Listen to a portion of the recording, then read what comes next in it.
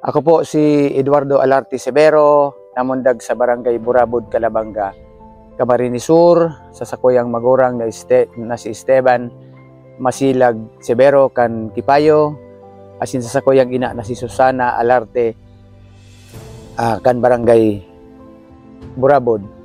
Siyam kaming magturugang, ako lang po ang sulong aking lalaki.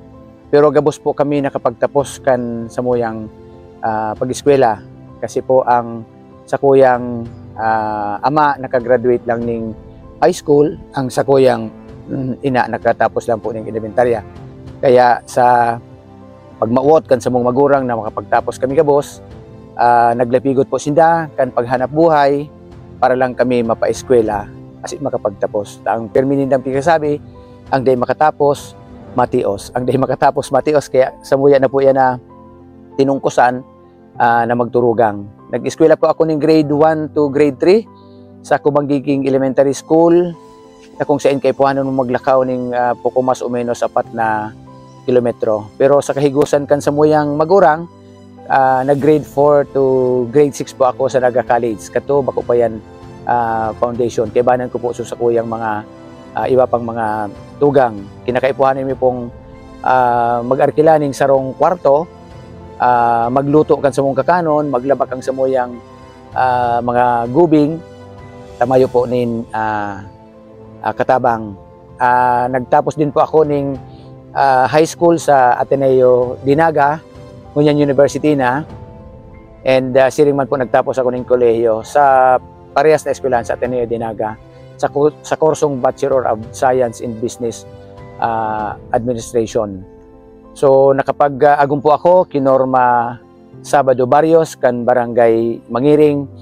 Binihiyaan po kami nin tulong aki, si Steven na kung saan nagtapos po nin high school sa Ateneo Dinaga and nagtapos po nin kolehiyo sa UP Los Baños. Siring man po si sakoyang sulusulong aking babae, si Yola Lino rin, nagtapos po ng high school sa Ateneo Dinaga and nakapagtapos din po ng kolehiyo sa Ateneo de Manila University, Paul Scholar, libre gabos. Kaya sabi ko nga ni kaya nagsugad ang sakuyang sulong aking babae sa sakuyang agom. And ang sakuyang bunso, ang incumbent na mayor po ngayon si Eugene Norman na nakapagtapos po ng high school sa Ateneo and Siringman College sa Ateneo. And nagklase kay ito ng Kalisablo sa UNC. Nagpuon po an sa kuyang public service ka 1992 kan ako po imbitara na maging kunsyal kan Banwaning Calabanga at sa 27 sa tabang po kan mga taga Calabanga do dikit pa sina kabisto sa Satuya alagad pinagana po ninda ako nin top notcher. Siring man po sa edad na 30 naimbitaran po liwat na magkandidatong vice alkalde and sa nasabi ng posisyon ako po pinagtiwalaan, pinagserbisyo, pinagsuportaran kan Banwaning Calabanga. And during my time as vice mayor, duman po nagpuon si Local Government Code of 1992 na kung saan sa turno ko inot na nagkaigwanin opisina ang vice mayor. And siring man during my time pinagpunan ta po si district mobile session kan mga kunsyal kan Banwaning Calabanga siyempre sa panginginota. And during my time na primero sa istorya nagkaigwa po ng legislative post sarong babasahon na kung saan nakabintilar si mga naginibo programa kan after po kan magkikitang vice mayor, naimbitaran po kita ni former Mayor Evelyn Yu para maging sa iyang municipal administrator. So during the time of former Mayor Evelyn Yu, siya po ang sinaging boss ko kang panahon.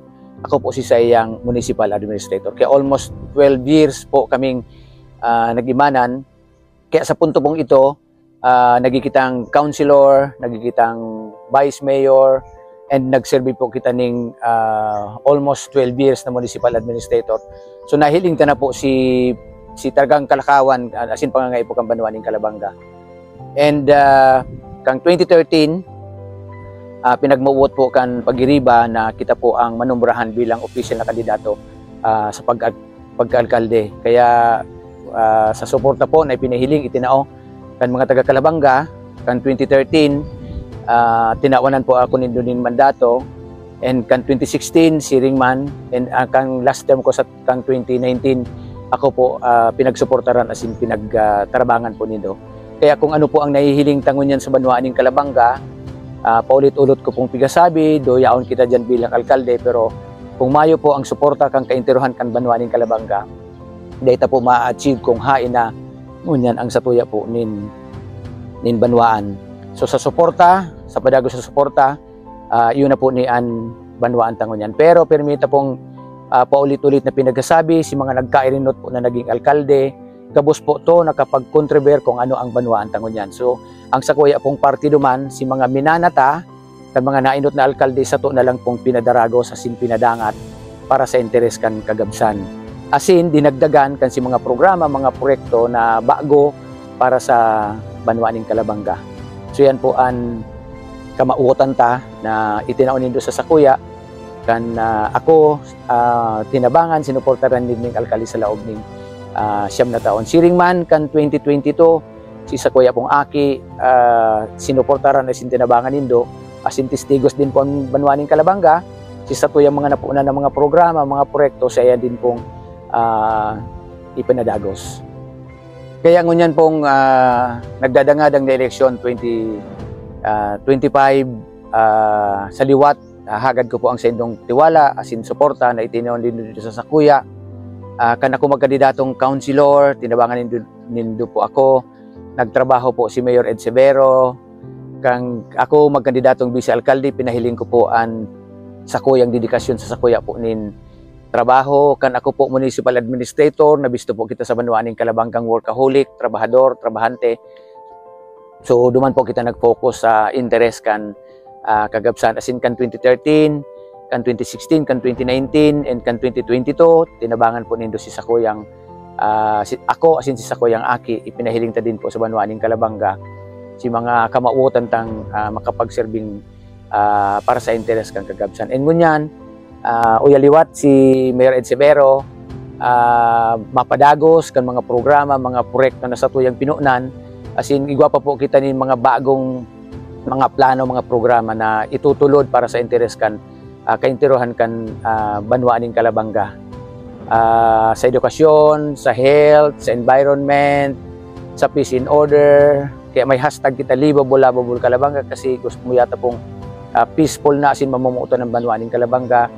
And ang tagline ta, progresibong Kalabanga, ipapadagos sin pagtatarabangan ta.